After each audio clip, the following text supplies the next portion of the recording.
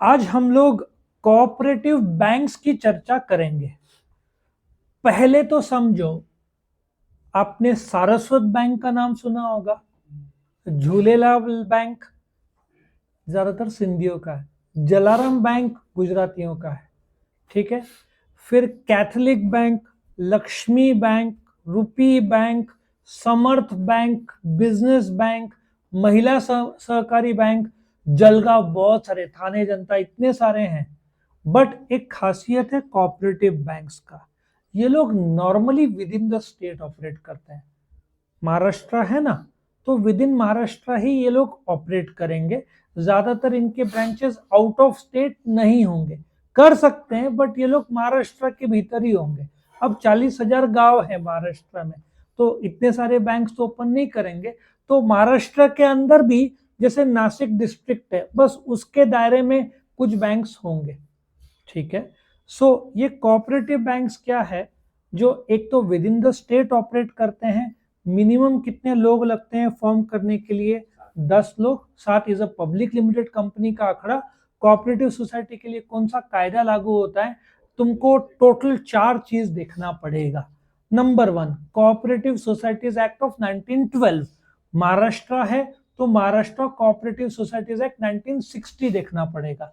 फिर आपको देखना पड़ेगा बैंकिंग रेगुलेशन एक्ट ऑफ 1949। फिर आपको देखना पड़ेगा आरबीआई एक्ट ऑफ 1934। ये 4 चीज में प्राइमरली 2 चीज लागू होगा, Maharashtra state cooperative societies act 1960 और बैंकिंग रेगुलेशन एक्ट ऑफ 1949। ठीक है। सो ये क्रेडिट कोऑपरेटिव 1904 में ओरिजिनल फॉर्म हुआ था, बट ये सब कंपाइल होके कोऑपरेटिव सोसाइटीज एक्ट 1912 का कायदा लागू होता है पूरे देश के लिए। महाराष्ट्र, अच्छा गुजरात का अपना गुजरात कोऑपरेटिव सोसाइटीज एक्ट होगा, महाराष्ट्र का अपना कोऑपरेटिव सोसाइटी, सब स्टेट के अपने। सो इफ आप गुजरात बोलोगे तो वहां पे महाराष्ट्र का कोऑपरेटिव सोसाइटीज का कायदा लागू नहीं होगा। तो गुजरात में आप फॉर्म करोगे, जैसे आनंद कोऑपरेटिव बैंक होगा, तो उसको गुजरात के कायदे कानून जो कि महाराष्ट्र से अलग हो सकता है। ठीक है। सो कोऑपरेटिव सोसाइटी कमर्शियल बैंक्स को सप्लीमेंट करते हैं। क्यों? कमर्शियल बैंक भारत में 6 लाख गांव, 28-29 स्टेट्स, हर जगह तो नहीं पहुंच सकते, गांव में तो पहुंच नहीं सकते, तो इसलिए कोऑपरेटिव बैंक्स टीयर 2, टीयर 3 और गांव के लिए मेन काम करते हैं।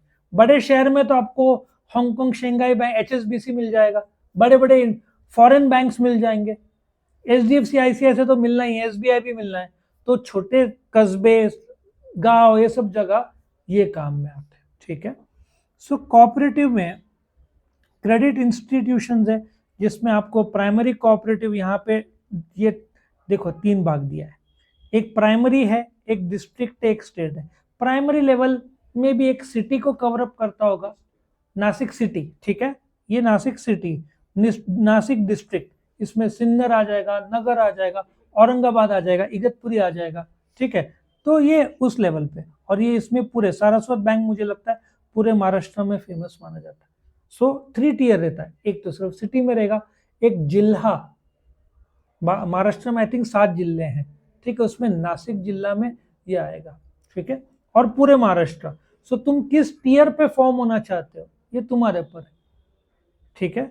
ज्यादातर बोलते हैं ना, ये सिटी और डिस्ट्रिक्ट में ही, पूरे महाराष्ट्र के लिए उतना फंडिंग भी तो चाहिए, और इसमें आपको मेंबर बनना है। अब बिजनेस बैंक नासिक में सुना होगा, 3,000 रुपए का एक शेयर मिलेगा, एक आदमी को एक ही वोट मिलता है, उसमें भी डिविडेंड 15% ही मिलता है। मतलब आपको साल में 450 रुपए के ऊपर बैंक से डिविडेंड मिलना ही नहीं है, तो आप इंटरेस्ट लोगे नहीं, आप शेयर बाजार में जाओगे। ये शेयर बाजार में होते नहीं है, क्योंकि पब्लिक लिमिटेड कंपनीज नहीं है।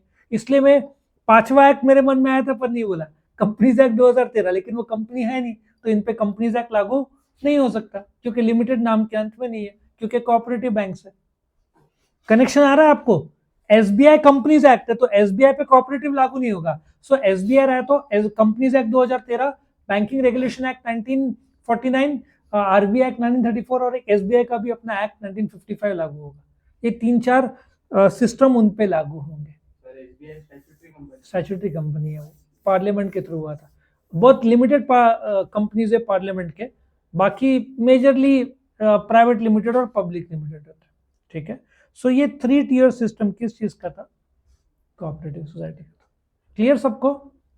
तो यहाँ पे ये खत्म होता है।